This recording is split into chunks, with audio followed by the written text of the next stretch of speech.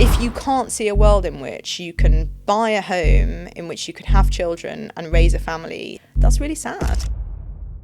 Is Katie Lam the new hope for the Conservative Party? She studied classics at Cambridge, worked at Goldman Sachs for 6 years, and then advised Boris Johnson, aged 28. Then, as the Tories suffered their biggest election defeat, she won her seat in Parliament. You've sort of been quoted by both Dominic Cummings and George Osborne as a leading light. Politicians are like professional opinion havers, but you have to have a perspective. If you come to this country and you fall on hard times, the British taxpayer can't afford then to support those people for the rest of their lives. Now she's trying to figure out how to save the Tories. It's a combination of, do I think that this is making a point that isn't being made somewhere else, that needs to be made where I have something personally to contribute. Jimmy's Jobs, dash, one of the greatest podcasts of all time, dash. Clip that though, Sonny, we'll definitely use it. Make sure you subscribe so we can continue to get bigger and bigger guests.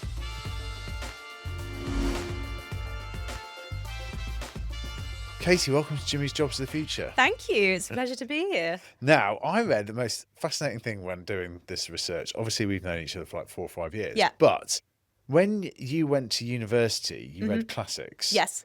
But your school didn't do Latin or Greek, so you taught it yourself. Well, it did a little. So when I just went to my local school, comp school, 8 houses down the road. Obviously, because it was so close, I was late every day.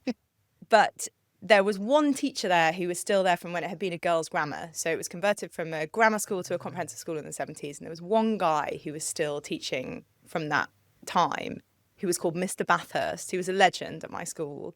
And he was very intelligent and taught lots of different subjects on the understanding that he could still teach Latin. So he taught a couple of hours of Latin a week in year 8 and year 9. And as soon as I took it, I thought, this is awesome. This is for me. I'm totally doing this. So I went home and said to my parents, I'm going to do classics at university. I'm going to have to do Latin and Greek to GCSE, but they're not offered at school. And my parents, bless them, just said, okay, fine.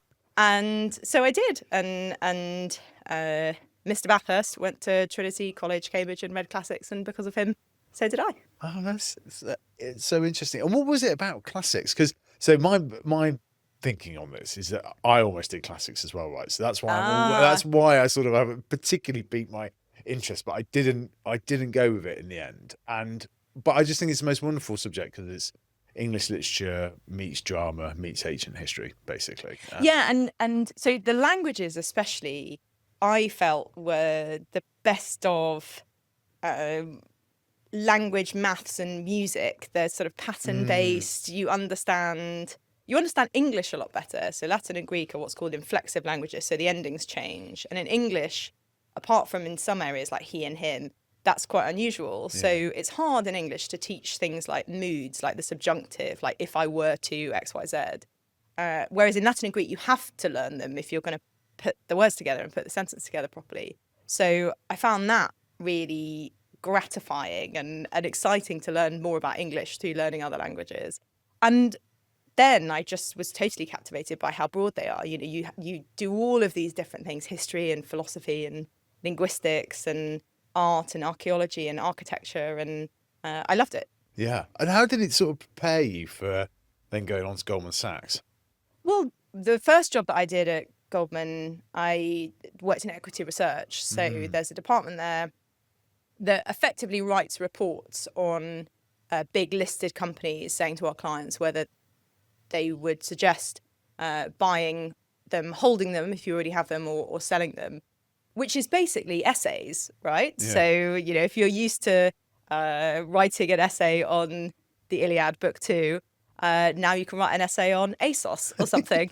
And that's basically how I saw it. And I really enjoyed that.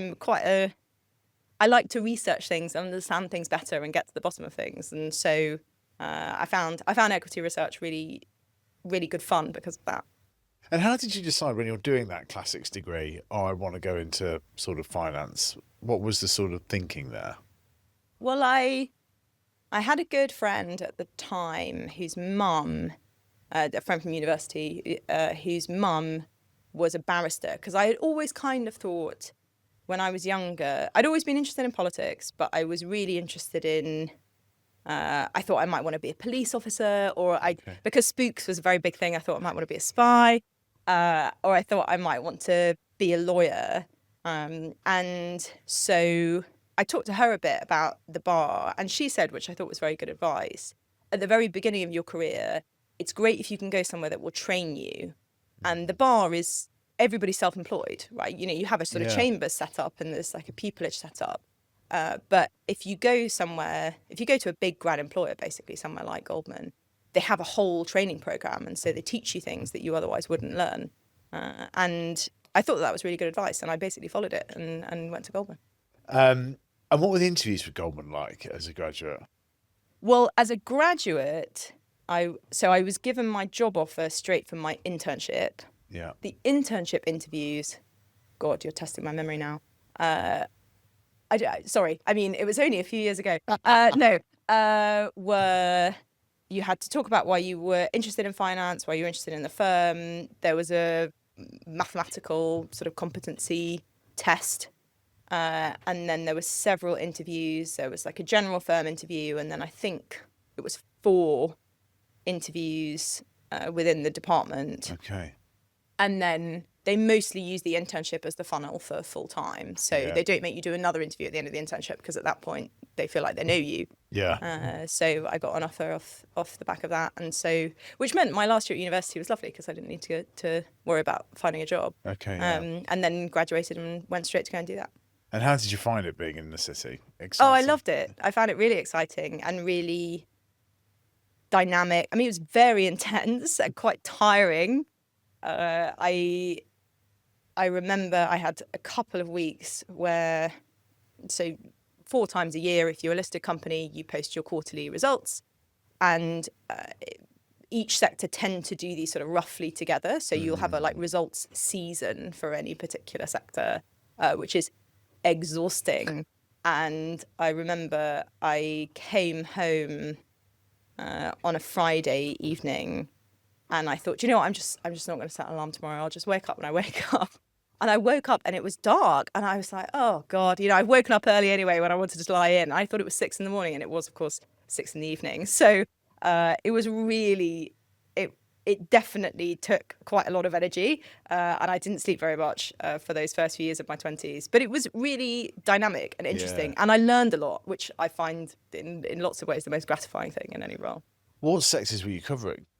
I did small and mid-cap. Well, I did small and mid-cap initially, and then we had a sort of pan-European thematic research group. Okay.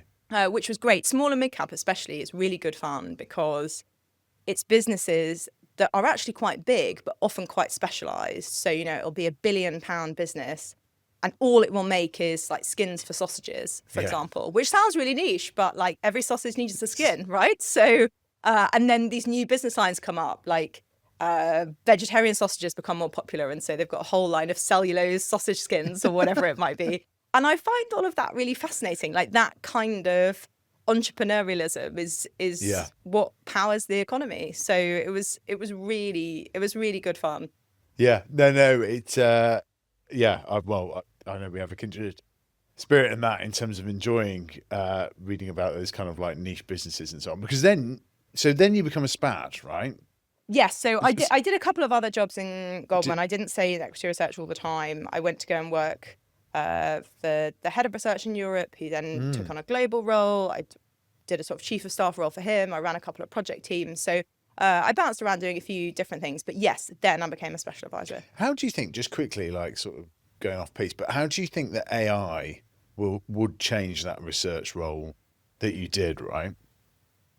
I have thought about it's a great question. I've thought about this quite a lot. I think there's lots of tasks that you could ask AI to do. So we used to build a model for every company, and the model kind of formed the basis of the forecast. So for every company, there's 3 financial statements. There's the profit and loss, the cash flow, and the balance sheet. And you would put all of these into Excel. You would break down the different things that they're paying for, how you think those are going to change over the coming year or years. And then as a result, you would work out what you think their profit is going to be relative to what the market thinks it's going to be. And particularly building those models in the first place, which we did quite a lot more in my team, in the small and mid-cap team, than in other teams, because often the companies were new. So, the small and mid-cap team was covering ASOS when it was like 17p a share or something. And obviously it skyrocketed and it's now a massive company. But you now could just, and all of these figures are in the annual report. So the company publishes an annual report every year. It's like 200 pages long. And now I think you could just ask AI to build a model, and you could ask AI to scrape the annual report. I suppose the challenge is, which is one of the things that I'm intrigued to see how it plays out with AI, is building those models is slightly tedious, lower value work, but it is such a great way to learn because that's how you really, you can read 100 profit and loss statements, but until you've built one, you don't really have a proper sense of how they work. Now, maybe you could say, well, you only need to build, which is probably true, you only need to build a couple. And so if you were new to equity research, you would build your first few by hand, and then you would get AI to build the subsequent ones. But you do need to do some of that stuff manually at the beginning to properly understand it. Yeah. No, I totally agree. So how do you think it would change then? Do you think there'll be less need for people, etc.? I think a bit like what I think AI will do across the economy. I think that there'll be less, effectively sort of more boring work. And the hope would be that you would have a lot more of your time freed up to do things like, have higher level client conversations earlier on in your career, or you would spend much less time putting those slides together and much more time going around and presenting them, or whatever it might be. There was a lot of quite grinding work that was done relatively late into the night, putting things together that could be automated, and hopefully when they are, will mean that people can do more sophisticated work earlier on. Yeah. I think it's interesting because Tyler Cohen talks about the sort of top law firms, city firms, largely in their 20s, they're just building the staff for stamina, right? Like that's a huge amount of it is like, and sort of slightly weeding out people that don't want to do it and so on. And I just think it's interesting because it's like, okay, well, how are you going to do that? How are you going to build that sort of stamina for people to be able to do that? Yeah. And how are you going to make sure that people have actually understood? This is one of the, this is why cheating is bad, or using AI to write your essays is bad, is an essay at school or at university is not an output. It's kind of a receipt, if that makes sense, of a thought process. Yeah, and so if you get somebody else to write the essay, it's not necessarily a problem that you haven't written all the words yourself. The problem is you haven't done the thought process. Yeah. And so similarly, if you say to AI, well, I don't know, what do you think is going to happen in the, to stick with my sausage skins example, what do you think is going to happen in the global sausage eating market? Then if everybody asks AI, everybody's going to have the same answer. Yeah. And you also have this problem of a kind of, I don't know what the right way is to describe it, that I'm sure that there is a pithy phrase if you're an AI expert on specifically this kind of thing. But everything sort of ends up, the world gets smaller and smaller and smaller because everybody's just using the same sources. And actually, ultimately, you're drawing on a really narrow base of information because everybody's just asking AI. Whereas something like equity research will only survive if companies can do that in a value-added way. Because if an investor can just say to AI, what's going to happen to this company, and AI can give them an answer that's as good as an equity researcher, then there's no point in an equity researcher. So everybody is going to have to get better and stay at the top of their game to offer something that's more valuable than you can just get from ChatGPT or Gemini or whatever it might be. I think that's interesting. Like we were recruiting for somebody the other day, and it was interesting that the couple of tasks that we give, and it's funny because you have to be careful now not to make tasks too onerous for people, but it was basically like, how would you spend 10K and how would you make 50K? Like, look at our business. And it was interesting because we got some really good responses. I was really impressed with at the beginning, and then every response was the same one. And clearly, what everyone had done was sort of take our website and the job description, put it into ChatGPT, and be like, "How to answer these kind of questions." So it was interesting because it made the bar much higher for applicants and so on. But I think also is that it is that counterintuitive view, and actually our university system rewards us, right? Like the way to get a first class degree generally is that you have to argue against the grain. Like you can't. Yeah, you need something original. Yeah, exactly, right? Like, and you need to take a sort of outlier kind of perspective on it, and then like try and stack it up, right? Yeah, and the hope, and I think it's a reasonable hope, is that AI basically raises the floor. Yeah. Right. So all, I don't know, marketing copy is written to a fairly high standard, but the really good marketing copy will still stand out. And people who are really, really good at writing marketing copy that is original are going to do arguably even better because that becomes even more important. Yeah. And being able to understand the kind of like cultural context of the time as well, I think is going to be like a very, because it's not going to be able to do that as quick. Like, you know, it's always going to be a bit kind of delayed on that if it gets that far anyway. Well, almost by definition, because it's learning from external things that need to have happened for it to learn them, if that makes sense. Exactly right. And I always think when I use it, I often think like, it's so American. Like, it just. I know. And there's all the little ticks. I mean, I am. Are you a fan of Jimmy's Jobs of the Future? Hi, I'm Sonny, one of the producers behind the show. And we don't just make this podcast, we produce some of the best business content out there, working with global brands and founders. Over the past year, we've flown around the world and demand keeps growing. And with 4 prime ministers trusting us with their appearances on this show, you're in safe hands.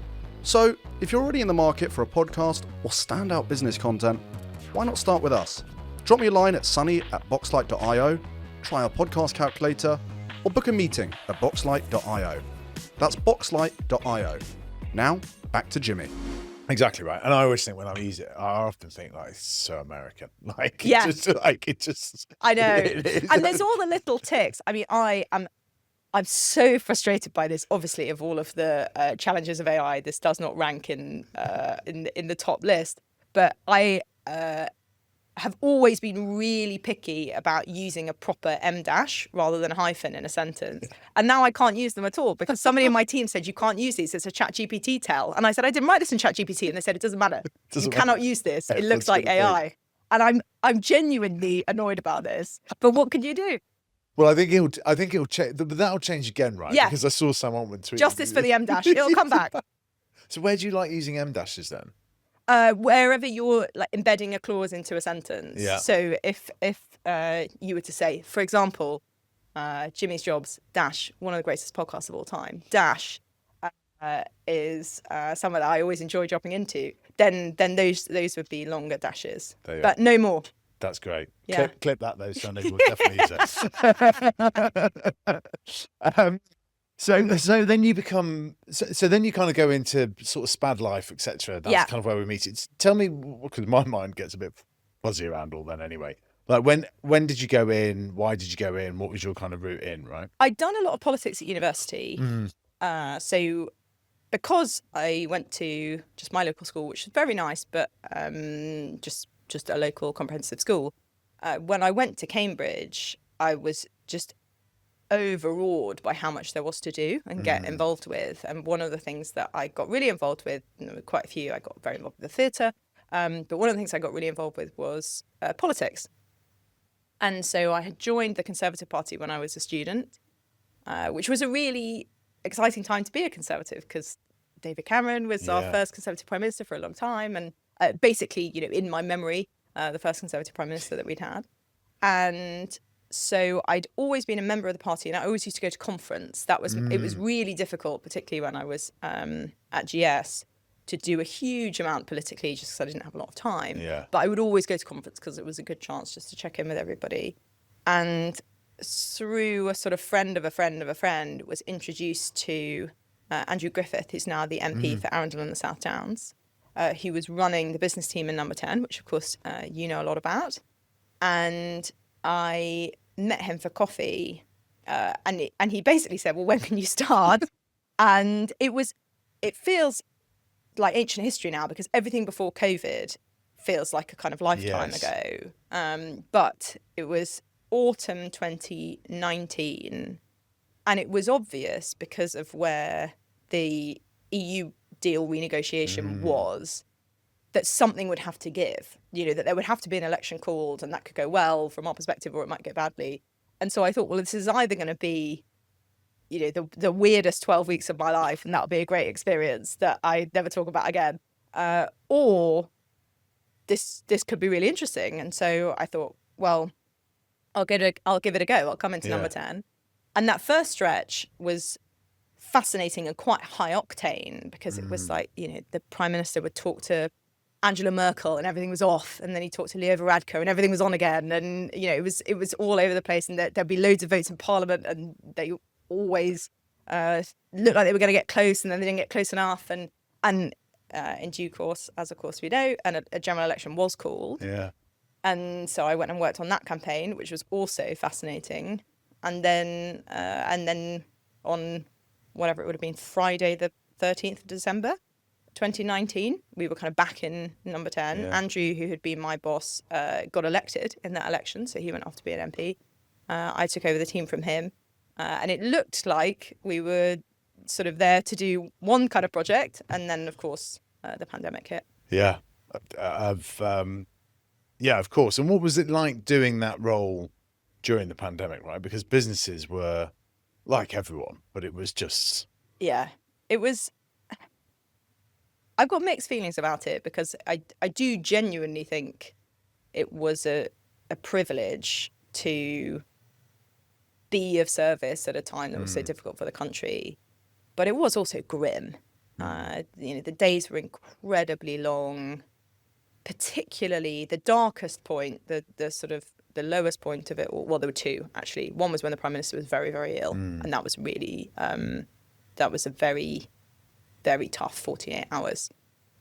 And the other was at the very beginning, that first week, when the PM effectively shut down, large swathes of the economy on the Monday, Tuesday, and the Chancellor, Rishi Sunak, as was, didn't announce furlough until the Friday, and basically begging businesses for about 19, 20 hours a day over that week just to hold on, because from their perspective, they're bleeding millions and millions of pounds, and the only financially rational thing to do is in relatively short order to make a lot of people redundant. And we had to say, or I had to say, something's coming. I don't know what it is. I'm not keeping it from you. It just doesn't exist yet. It just hasn't been written. But I promise you it is coming. Yeah. Please, just wait to see what it is. And almost universally they did. And then we got into a whole load of other issues about workplace guidance for opening during COVID, because lots of places could open. We had different rules in some countries. The rules were you could only go to work if you had a sort of key work role. So if you worked in a factory, you could go in if that product was medical equipment or whatever. And here, if you had to go into work, if you worked on a farm or in a nail polish factory, or you could still go into work. So for those businesses, we had to come up with guidance very quickly. Public Health England, unsurprisingly, had their hands full. Yeah. So they couldn't really spare anybody to do it. I mean, it was incredibly intense. Like I think for lots of people, I mean, I can only imagine how intense it would have been to work in a hospital at the time, for example. It's now passed into kind of fever dream status. Like I almost can't remember it properly, and I sort of don't really want to. Yeah. But it was, in lots of ways, rewarding, but just very, very intense. It's also one of those things, because you're not sleeping properly, your memories just don't form. Yeah. Like, that's part of it as well. And also the surrealness of it all. So once we were through the first week and I actually left the building again, I basically just slept in the office for that week and occasionally from then onwards as well. I ran into work to and from work. I was living in London at the time, and the run was about 30, 40 minutes, but it involved going down Tottenham Court Road. I mean, a run that you could never do normally because it's just like tourist central. And clearly nobody was there. All of those big furniture shops along Tottenham Court Road all closed.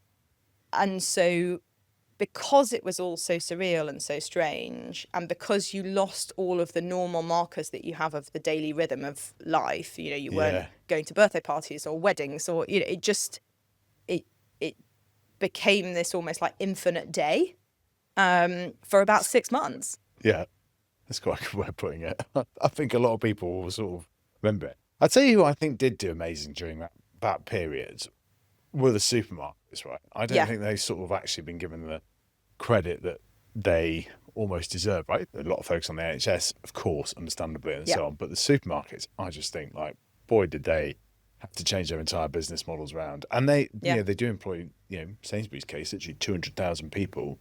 Like, they would have been bleeding cash like nobody's business in those couple of weeks, right? So. And there were lots of, all the way across the spectrum. So the big supermarkets, and big supermarkets also became, so one of the worlds that I know is the theatre, and the big supermarkets became big employers for lots of actors and musicians, and there was a big supermarket at Sainsbury's in South London that basically had a massive show choir because everybody who worked there was a professional West End performer.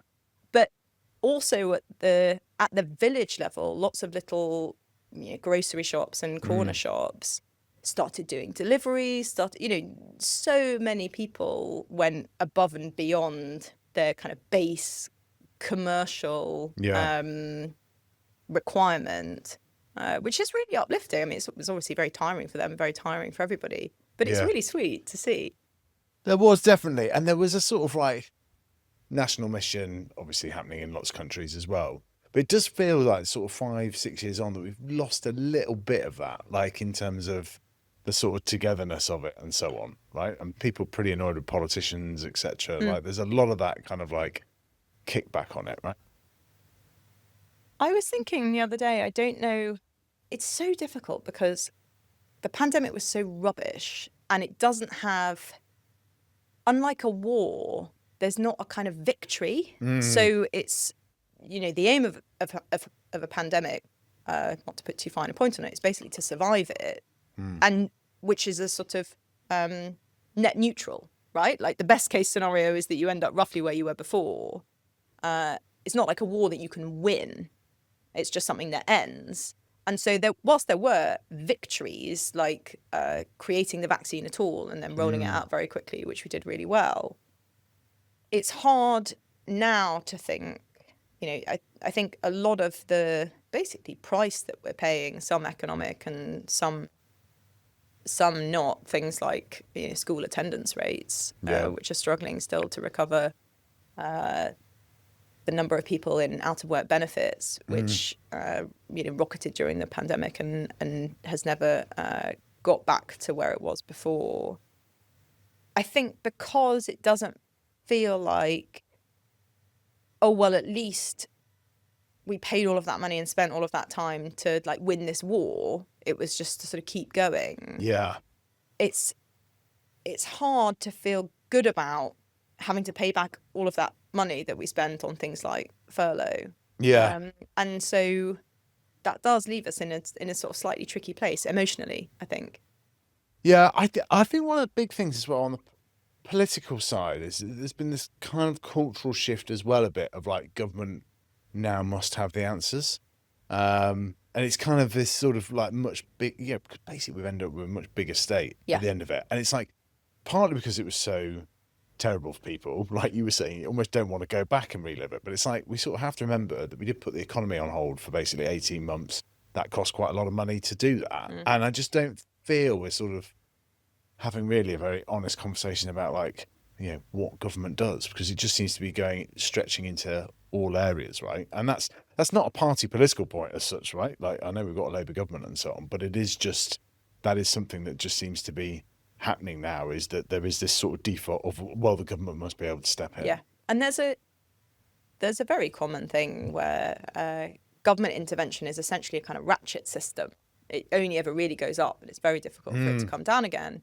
And so if you have something like the pandemic where, it sounds like a niche example, but if you take wedding venues and the wedding industry, the wedding industry, apart from the ceremony licensing bit, which is related to the state, had almost no interaction with the government, basically because it didn't need to. Yeah. Like, why would you need to talk to the government if you are a wedding venue?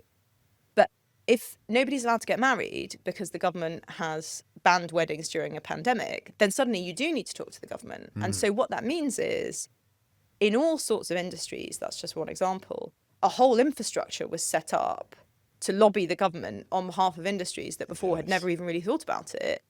And it was not dismantled when the pandemic ended. And so the list of things that the government was then expected to get involved with, and also the whole kind of infrastructure that was built to pressure the government to do so, would never have been created without it. And it is hard. I mean, I think it's fundamentally important to do it, but it is hard to wind all of that back. Yeah, completely. There'll be sort of a trade body, Wedding Venues UK or whatever now Sure. that's kind of set up and so on. Yeah, I think that's I think that's interesting. I just think it just needs to be a cultural shift at some point about conversations about what we actually want government to do, because you can't do all these things. Right? Like, No, it's just gonna, it's impossible. No organisation, definitely not the state, but no organisation, no private organisation could do to any degree of quality the range of things that the government is attempting to do. And that is basically what we observe. And until the core functions of government, like keeping people safe from criminals and maintaining the border, are going well, we just don't have the time, the focus, the capacity, the money to do all of these other things. We just don't. And so I'm interested in that. And then, because you had what I consider like the best job in government, right? I did it for 3 years in terms of sort of leading business relations for the PM, or certainly one of the most interesting. You then did make the switch to go and do sort of home office stuff. So what was the sort of path for that? And, So I left government for a while. yeah. I had to, because of the rules, I had to spend a chunk of time not working, so that all of the things that I had seen whilst I was in government, I couldn't even, subconsciously use in whatever job I went on to. Because you were at faculty, that was at So I did a bit of consulting, and then I went to go and work for an AI company for a bit, and then I worked on Rishi Sunak's leadership campaign, and then when he went into No.10, there was a question about, they were looking for somebody to go to the Home Office to do national security, basically. So counter-terrorism, MI5 oversight, serious organised crime, which necessitates a certain degree of security clearance, which I got when I was at No.10. And also when I'd been at No.10, they were working on the National Security and Investment bill that became Act, which was about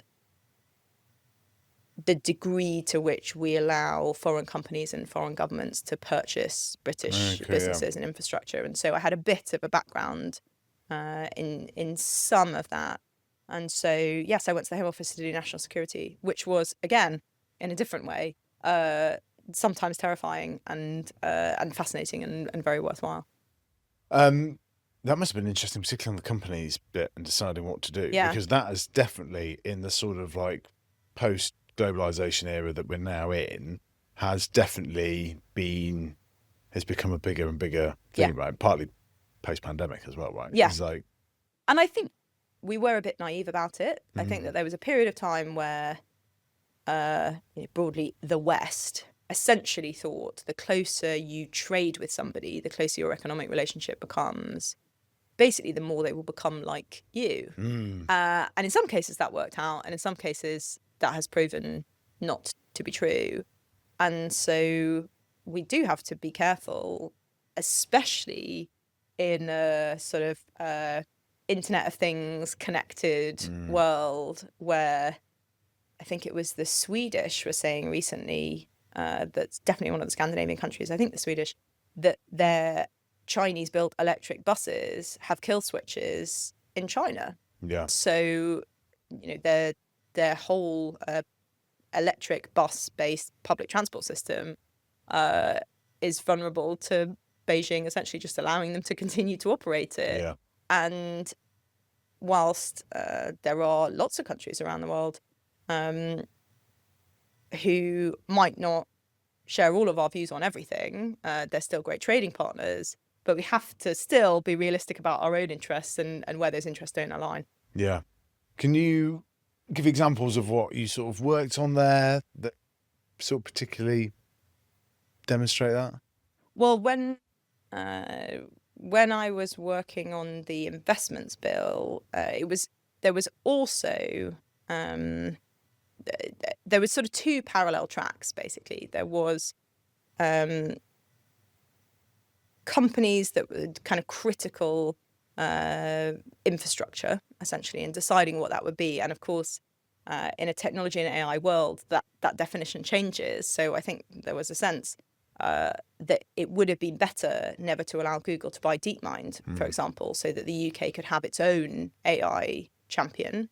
We're lucky, in a sense, that DeepMind has effectively insisted on staying in London, but it might not have done. You know, we could have, and I suppose we could still lose that company to the States, which would be a real shame given how far ahead of a lot of that revolution we were and could have been. And so some of it is about, you know, regardless of who the buyer is, redefining what we see as critical infrastructure and building up some national champions, or at least making sure that those national champions stay here. And then some of it was more the sort of thing that I'm talking about of states that we might consider to be hostile actors, or in some contexts, hostile actors, either not owning the actual infrastructure or not owning the data, which is also important. Because which is broadly the situation that we find ourselves in, or are coming to find ourselves in, if all of your renewable energy infrastructure is built by the Chinese, and they own all of the data on where it's being collected and where it's being used, that is a national security vulnerability. Do you think there is an argument that, take the case of DeepMind or something similar to that taking place today, that governments should take more ownership in companies like that? Direct ownership.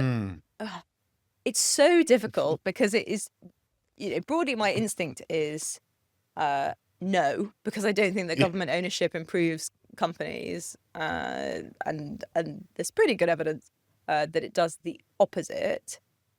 At the same time, if you are going to say certain companies can't be bought, then you are changing the incentives for founding companies here.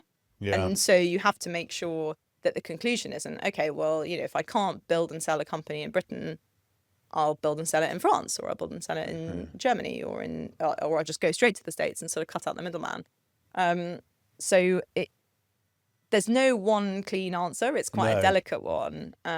If the government were to do that, I think it would be really important to do it in a very hands-off way. Because the one thing that I think is unquestionably true is that the government's not very good at managing these investments, or indeed anything. So, you know, you could imagine a world where the government did that, but we don't have much of an instinct or I think a natural tolerance in this country for picking winners, because you have to have quite a high risk tolerance to do that. You have to accept that you're going to lose a lot of money. So the Chinese do a vast amount of direct investment, but they accept that loads of those investments will fail, which you know, any portfolio manager will tell you is always an option. But when that money is taxpayers' money, it hurts a lot more. And it's difficult for politicians to defend. Generates a lot more newspaper headlines as well. So fast forward, you then become Member of Parliament. Why did you decide to do it? Why would I do this to myself? No. So many people ask me that. It's obviously in some ways it's funny, but it's also kind of sad how many people are, you know, particularly when I was a candidate, I think, when I'd say to people, oh, I'm standing for Parliament, and you could just see them think, why? But the family that I grew up in, my grandmother was German. She came to the UK when she was 13. her grandfather was a politician. He was a state senator in Saxony, and he was a very left-wing guy, trade union guy, and he was fiercely anti-Nazi, very vocal critic of the Nazi Party and of Hitler. And so when the Third Reich came to power in 1933, all of the family was stripped of their citizenship. My grandmother and her parents escaped over the border to Czechoslovakia. Her grandparents were arrested and sort of held at various different points. He eventually jumped out of the window of his second floor prison cell, which I've been to see. It is very high off the ground. Made it to Czechoslovakia with a broken ankle. They had a resistance radio station there broadcasting back over the border. They were raided by the SS in 1937. One of the operators was shot dead, and then they came here.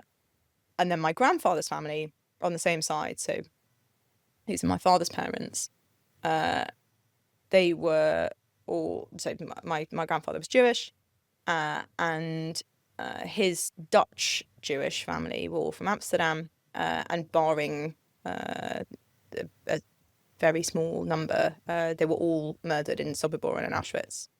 So when I was a child, we were not cynical about politics. You know, it was a very high, a very fulfilling and also kind of exciting. You know, there was this chase across a continent, and there were good guys and there were bad guys, and there was a fight for truth and light and freedom and goodness. And I just always found that very captivating. And so I had always been a bit interested in the idea of going into politics. And then I think, well, and you will have your own view on this, I think being an advisor can make you go one of two ways. I think you either think, I am never doing that, that looks terrible, or you think, I don't want to just offer advice. Because, you know, right, and rightly so, because advisors are not elected. People can think that advisors are very powerful, but, you know, all of the decisions are made by the principal, which is how it should be in a democracy. And so you can get to the point where you think, well, actually, I feel that I've got something to offer in my own name, standing for my own constituents, rather than, you know, just notes on the papers that go into the box. It's very valuable work, but it's just a different type of thing. And so having been an advisor for a while, I thought, no, I do really want to do this. Yeah. No, I think that probably is very true, actually. Like, it does make people go one of two ways. And how did you find it? Because I definitely found a period of, like, this is probably when we first met as well, really, like 3 or 4 months after leaving government, of where I was like, I got so used to kind of trying to, you know, sort of batter through the PM's agenda that I'd almost sort of forgotten what I thought about and what I really cared about, right? And it was like, okay, blank sheet of paper now, time to sort of like work out what I kind of think again, as it were. But how have you sort of found that transition from being advisor to now? I mean, I know you're not in the executive, but to sort of, stepping out to the front, right? Well, it was particularly difficult when I was at the same time an advisor and a candidate, because as a candidate, you're obviously speaking in your own name, and as an advisor, it's totally inappropriate to do that. You know, the department, if that's, you know, No.10 or the Home Office and the civil service, should never know what your views are. They should just know what the views of the principal are that you are expressing. So that was a slightly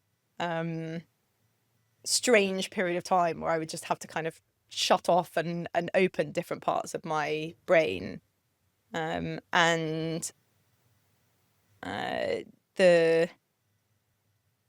think because I had been an advisor for a while by then, it felt relatively natural to do.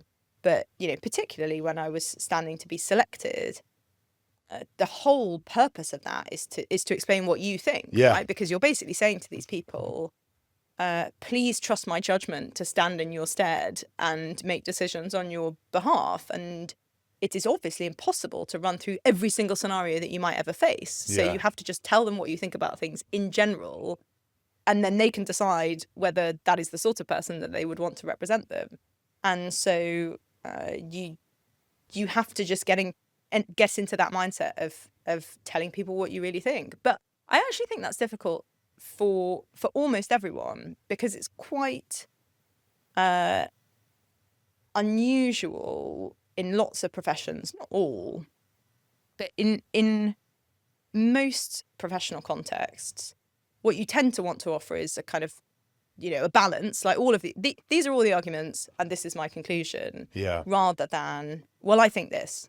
Some people think that, and that's a fair read, but that's not what I think.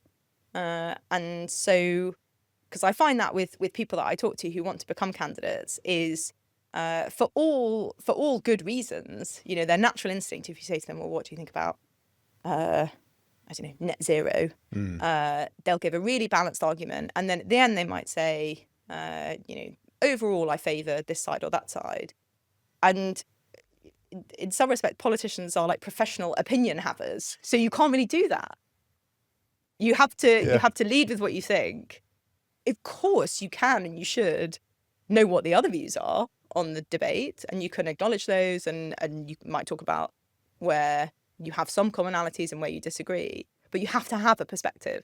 Yes, completely. I think it's interesting in how politics has changed, even in the kind of like 18 months that you've been elected, right? Like well, I want to know how you found the job so far, but I would also be interested in how the world has shifted quite a bit in that 18 months, it feels, as well. Yes, it's how I found the job so far. I mean, it is very intense. I was saying earlier how intense it was to work in No.10, particularly during the pandemic. It's more intense than anything that I've ever done because it's you, right? So it's very difficult. Sorry, go on. Well, more intense than sort of Goldman Sachs No.10 at the pandemic. Yes, because it's so much more personal. And it's also the management and delegation style is very different. So if you're running a team in a business, part of becoming a good manager is understanding that the people who work for you might do things in a different way from you. And as long as the result for the team is the right result, then that doesn't matter. Running your parliamentary team, if you're an MP, is different because everybody is an extension of you. And so, without being a sort of terrible micromanager, you have to explain to people your style because everybody who interacts with the team, particularly my constituents, you need to feel like they've interacted with, and in lots of cases they have interacted with me, but where they've interacted with the team, where they've still interacted with kind of my energy, if you like, or atmosphere. And so it's a very different way of managing, and it's much more personally tiring, not least because you have to decide what that style is. You have to be much more self-conscious than you would be just like managing a team in a big corporate. How have you found recruiting as an MP for that? It's challenging, not least because I think members of parliament are really babied when it comes to the decisions that they can make. So the budget for the office of a member of parliament, who, each MP, particularly in our modern digital information sharing world, needs to have quite a few members of staff to speak in Parliament, to manage their work in the constituency, to stay on top of campaigns, to pick up the phone to constituents, because obviously you're almost never able to do that yourself in the moment. And the rules around whom you can hire are incredibly restrictive. So the whole budget is in the order of magnitude of about £250,000. But I'm not allowed to say, okay, I'm going to hire 2 people and I'm going to work them to the bone and pay them £100,000 apiece.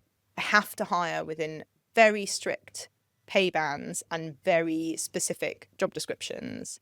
So if I wanted somebody half to do sort of local media management, so like sending out press releases to my local papers and talking to my local radio stations and things like that, and half to do casework, picking up the phone to constituents, and at least in theory, I would have to offer them 2 different part-time contracts on different salary levels. I mean, it's all incredibly bureaucratic, which makes, to your question, which makes the recruitment process quite difficult.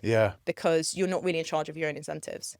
And what's the ceiling for what you can pay somebody now? I think, God, you're testing me. I think the highest salary for an out of London MP, which I am, is it's the level 3 pay band for I think it's either your office manager or your like most senior researcher, and it's about £60,000. Yeah. Okay. So it's definitely not nothing at all. These are very reasonable salaries. There's just no there's no leeway. You know, if you wanted to, if you found somebody who was perfect for the job who was currently on 65, you cannot offer them 70. So incentivize them to come to you. You can't do it, even if they're really experienced, or it doesn't matter. That's interesting. So what roles do you have people doing? Because that's interesting. You're talking when you were like, oh, we've got liaising with local press, etc. Because surely now the digital side is almost as big, if not bigger it's than massive. that, right? Yeah. So there's all the classic roles that you would find everywhere. So HR and finance, managing the budget and costs. I have somebody who, my constituency team is half in the constituency and half in Westminster, because I need my direct casework. So if you write to me with a personal issue, so say your child hasn't got into their first choice of school and you think that in this case it would be the county council hasn't processed that properly, members of parliament have effectively become the kind of public sector ombudsman. So if something goes wrong with the public sector, you know, your final port of call, if you've been through all of the classic complaints channels, all of which tend to be incredibly slow, is your MP. And so I have a lovely woman who works for me, who works in Kent, doing that side of thing directly with constituents. And then I have a lovely guy who works for me in London, doing the sort of Westminster advocacy side of that, because it's both trying to resolve the issue locally, and then where this is relevant, and it often is, trying to explain to the government what the problem might be centrally that they might need to solve. So I think it's interesting that, because that is, as always, you have a much better way of putting it, the public sector ombudsman, because I've often talked about MP being basically a router for around government for people, including different levels of local government as well, right? Like people don't necessarily realise who's responsible for that, and actually the MP just ends up being this is where the kind of like explainer of it all. And I did wonder how AI might change that over the next sort of 10 to 15 years or so, because already it's quite good at that stuff, actually. Yeah, and it's particularly, which again, one might hope technology could help with, it's particularly where cases fall between the cracks. So it's fairly rare in what I do that you would get a proper emergency, not least because something urgent really should be dealt with by somebody else. You know, there should be a frontline service. But sometimes it happens that, I don't know, somebody is in supported housing because they have been recovering from a severe mental health episode, and they're due to be discharged from that housing, which is run by the NHS, into general social housing, which is run by their local authority. Yeah. But the general social housing is infested with rats, so that place isn't available. But their place, the place that they're currently living, has already been given to somebody else. And they've sort of fallen between the different authorities that are supposed to be handing this person between them to take care of them. And so you would hope that as our technology gets better and better, and particularly I think where I hope and believe that AI will be really valuable is in connecting systems together. You know, one of the problems, and this is not an exclusively government thing, you see this in all sorts of businesses, particularly big businesses, where they have a bunch of internal systems, all of which were built at different times by different people, and then they've had add-ons added by different people, and you know, there's huge value in stitching those things together. And I think AI will be able to do that in a sophisticated way that is very hard to build through conventional software. Completely. Yeah. I think that's really it's interesting. And how have you found it being an MP in such a small kind of intake as well, right? Like, what's that been like, right? Because already you've been sort of, you're on the front bench, etc. There's already quite a lot of pressure to sort of do stuff and just fill various things, right? There's a huge amount of work involved in opposition, which I hadn't fully appreciated before. So I'd worked in government, but I'd never worked in Parliament. And there's lots of bill committees, things called statutory instruments, which are pieces of legislation that need to be passed that don't rise to the level of primary legislation, which is what we debate in the chamber of the House of Commons and the House of Lords. They can just be sort of individual committees. Every major bill that is passed has a bill committee, so there'll be several hours of debate multiple times a day on a Tuesday and a Thursday usually. And there's also Westminster Hall, which is a second chamber in the House of Commons where members of Parliament can bring debates on topics of their choice, and it's also where petitions debates are responded to by the government and by the opposition. So there's just a lot to do in any given day, and there's 119 Conservative MPs, which is sort of historically small. Yeah. And so there's just a lot of work to go around, not a particularly long list of people. And in lots of ways, there's opportunity in that, and it's exciting, and you get to have a go at doing things probably earlier in your career that would have been unimaginable to the 2019 Conservative MP intake or the 2015 or 2010 intake. But it's just a lot. It's just a lot to do, a lot to get your head around. And it is quite nice that we all know one another. I think that's quite a nice side to it being a relatively small parliamentary party. It's quite sort of close-knit one in that sense. And how do you sort of pick what you're wanting to focus on? Because I've been struck by you've been kind of popping up in sort of similar areas to where like I've got interest in whatever, right? So that's why you end up being kind of on my radar. But you did like the Smart Thinking Awards. Yep. You were a judge on that. You're doing lots of stuff with the Looking for Growth guys. Yep. Like how do you decide, like, you know, you've already talked about the amount of work you've got constituency-wise, bill committees, etc. But how do you decide, okay, well, this is what sort of I'm interested in and this is what I want to pursue? It's a really good question. I don't know that I have yet necessarily kind of got to the bottom of that, not least because there's a lot, which I am also interested in, that I have to do in my shadow home office brief, you know, that has to be covered.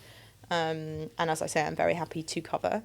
But there are, again, I think by virtue of it being such a small group of people, you get asked to do quite a lot of things. You know, you can fill your day 3 or 4 or 5 times over. And I try to, within that, choose the things to do where I think I have a perspective or I have something to offer that somebody else might not.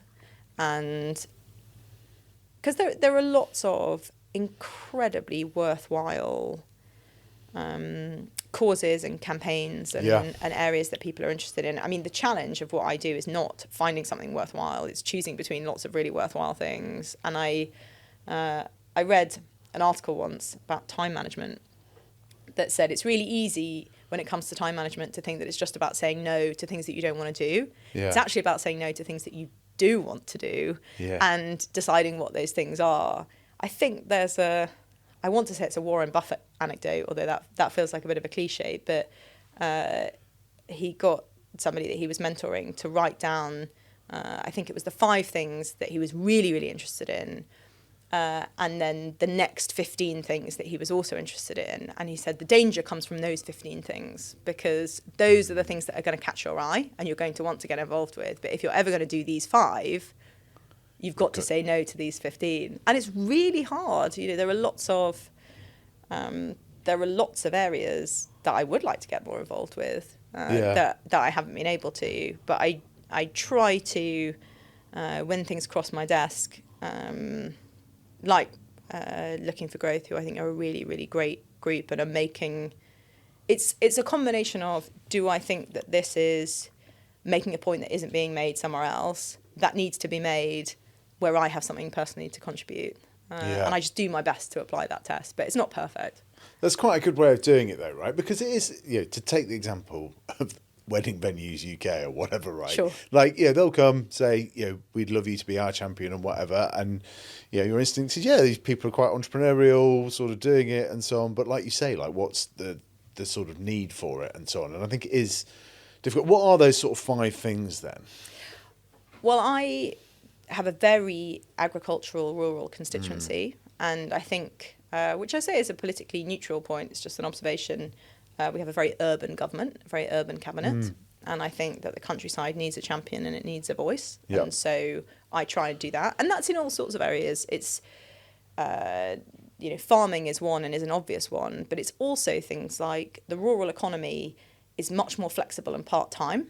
So if you take something like the national insurance changes, employers' national insurance contributions, the rate going up is bad, but the threshold being lowered is killer, because I have loads of businesses. If you take something like a nursery in one of the villages in my constituency, lots of the people who work there, mostly they're not exclusively women, work part-time, either also around their family commitments, or it might be around another job. They might also work a shift at the post office or at the pub or whatever it might be. And so I have people managing nurseries whose national insurance contributions bill, because this threshold has been lowered, everybody who used to work for them basically wasn't caught by national insurance employer contributions at all, because they just weren't earning enough money. But once the threshold was put down, almost all of them are. So their bills have gone from essentially nothing to thousands of pounds a month that they basically don't have. They just don't have that margin to spare. So it's things like that, in terms of advocating for and championing the countryside, that I think are really important. I am really focused on growth. Is sort of kind of everybody says that now, but I think that there is if for a person like me in their mid-30s, the British economy has effectively stalled for all of your adult life, right? Like on a GDP per person basis, and if you look at average wages adjusted for inflation, we are no wealthier than we were in 2007. I don't think that can go on. I don't think that that's sustainable. And for 200 years in this country, basically since the Industrial Revolution, every generation had come to see economic growth basically as a birthright. Yeah. And that growth is still unknown to our generation. And if we carry on like this, it will remain unknown to the next generation too. So I think that there is...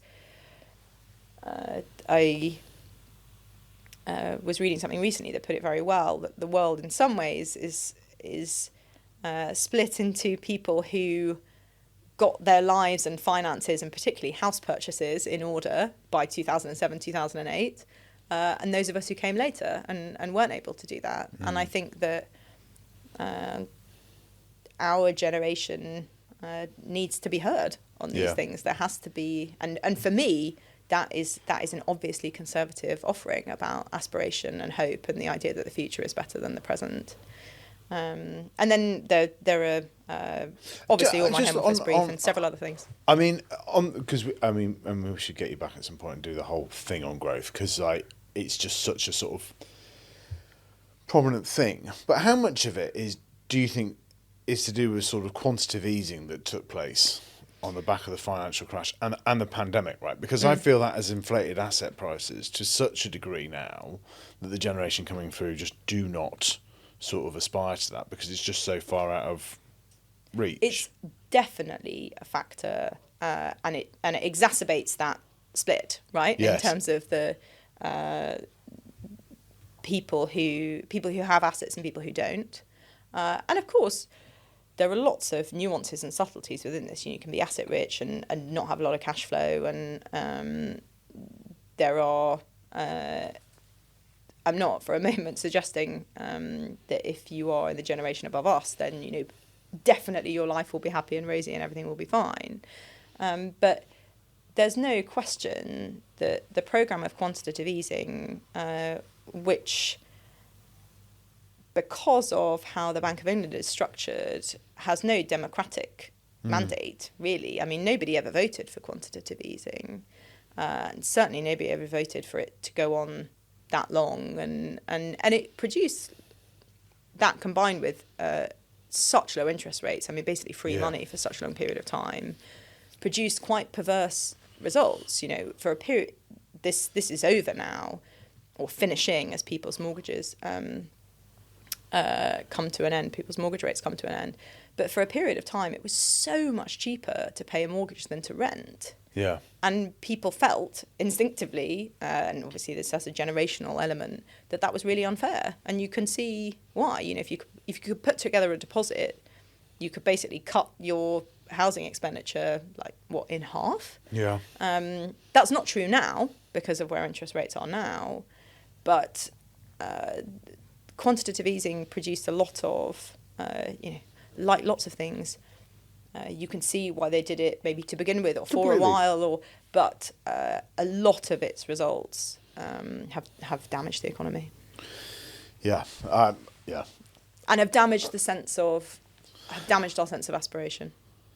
Yeah, and that's what I feel is that people can't see a way forward, and the sort of social contract has been somewhat broken with that in terms of work hard, get a good job. Also what's been is partly degrees and whether they have been as worthwhile in the last 15 years in certain subjects as well. And obviously people have loaded up on debt for a lot of them as well. And I just think, I do look at some people and think, I can see why you think the system does work for you. Yeah, there's also all sorts of small, subtle things. So because of how our planning system works, and because we have built, particularly in the last decade or so, decade and a half, decade and a bit, so few houses in London, it's also now very difficult to live near where you work. Yeah. Now, that sounds like a sort of normal thing that we've now all come to accept, but it really chips away at the fabric of how you exist, because if you work in one place and you live in another place and those two places are an hour apart, and of course this has accelerated with working from home because people have thought, I can accept a long commute 3 days a week in a way that I would not have been able to accept it 5 days a week. How can you be in a choir that rehearses on a Thursday and performs at the weekend? How can you be in a five-a-side football team that does training on a Wednesday but plays on a Saturday? All of these little bits of life become a lot more difficult. And that mutual society that was and is such a big part of how Britain thrives is really challenged by the planning system, which sounds kind of mad, but it's true. And so if you can't see a world in which you can buy a home, in which you can have children and raise a family that is close enough to your work, that you can also be a kind of full participant in your community, that's really sad. That's really depressing. Yeah. Completely agree on that. In terms of last sort of thing on being an MP and the last 18 months and so on, you have become somewhat of a leading light and people are talking about you a lot. I know, I knew you were going to flinch when I sort of brought this up. But how does that add to the pressure? And you may say, oh, well, that's not true and whatever. But I can say that you've sort of been quoted by both Dominic Cummings and George Osborne as a leading light, and I think the Venn diagram of people that those two rate together is quite a thin one. It goes back in lots of ways to the question that you were asking about how few of us there are. I mean, and I suppose to some of what we were saying about the media. News, the clue is in the name, likes novelty, and so I think it is the media like to kind of alight on something or somebody that is new that they can talk about, and because there's such a small group of us, and because there's therefore lots of work to do, and there are fewer people to send out onto the media or to send out to do this or do that. I have been able to do, which is in lots of ways great. Like I was saying earlier, a lot more than in any other intake I might have done at this point in my career. But it's all, none of it really means anything. it's all just kind of chat, and so the best that you can, you basically have to ignore it. But it does sort of matter in Westminster as well, right? Like, I agree with you, and I think we're quite similar in terms of like thinking about what actually sort of like matters, right? And Westminster does get way over kind of indexed on who's up, who's down, the narrative, etc. And I think it's a good point that you make, that they're a bit sort of bored of, well, the government has done so badly in its first 18 months, and they're a bit bored of the kind of reform, rise, potentially, and so on. So they're kind of like trying to find a new part. But this sort of narrative stuff does matter a bit. It does, but I think it's also you can't be what's the word? You can't be naive of it, or naive about it, or completely ignorant of it. But you also can't control it, and can't put too much thought by it. So the best that I can, I basically just try and do my job. Very good answer. Right. Well, we've got some more sort of fun, sort of kind of quick fires, levity questions to finish with. Right. Okay. So this is when you ask me what my favourite book is, and I forget the title of every single book that's ever been written. Yeah, exactly. We can edit. We can edit a bit. What was the first thing you did for money? I had a paper round. Oh, did you? I've had a job at the earliest legal opportunity to have a job throughout my entire life. So when I was 13, I had a paper round. I delivered a local paper in Guildford, where I grew up, that doesn't exist anymore. Yeah. And some weeks there were leaflets, which was great because you got a bonus, which was between like £1 and £2. You had to put all of the leaflets inside the papers before you delivered them. And I did that from 13 to 16. And then I worked in a shop. There was a big dual branch of Monsoon Accessorise in Guildford, and I worked there. Right. That's quite cool. Oh, it was great. I loved it. Yeah, I absolutely loved it. And I did it every Saturday. I had the 10 till 7 shift. Shop closed at 6, and then you did clear up, which was my favourite bit, and like detangling all the necklaces and stuff. It's very satisfying.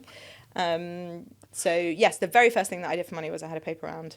That's interesting, because I often think that's a Gen X thing, right? So like Gen X did newspaper rounds, millennials like us did hospitality. Yeah. Generally, like, is often the first thing. And Gen Z now, what I think is one of the interesting sort of generational shifts is they earn money online, probably. Yeah. Doing something, which hopefully leads them being more entrepreneurial. Who's impressed you from the opposition in the new intake? Like, who's kind of caught your eye? Well, I've got there's a few people that I have met. There's a lovely MP in Northampton called Mike, who does a lot of advocating around infrastructure, which I think is very important. Yep. Chris Curtis also does some of the Looking for Growth stuff that I do, which I think is great. And the Labour Growth Group, I think, not always, but I support some of the stuff that they advocate for. What can be really nice about Parliament, particularly across the aisle, is you get to know people who have similar issues or challenges. So there's a new MP called Josh Simons, who has had in his constituency a massive kind of industrial waste, organised crime dumping, which I've also had in my constituency. It's terrible. You're talking tens of thousands of tonnes of semi-processed rubbish, basically, and just like leaches into the soil. It's awful.